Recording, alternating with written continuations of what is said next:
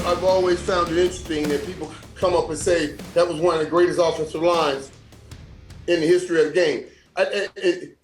We had that same offensive line basically in '88 when I got here. We went 13-3. Yep. We had that basically that same offensive line in '89 when Troy got here. We went 1-15. Yeah, I watched him try to block for the Terrence Flaggers and all these guys. And nobody went anywhere. And then in 1990, Emmett came in.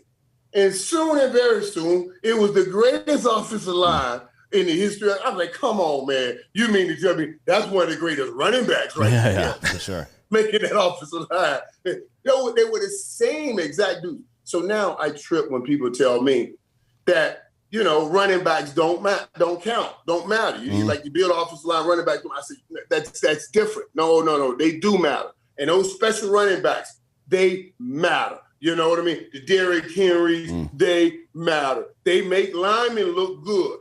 Not one of those guys were high draft picks that we had on that offensive line, but yet they're known as one of the best offensive line. But now you take it to this day and age in this game, where we're throwing the ball every down.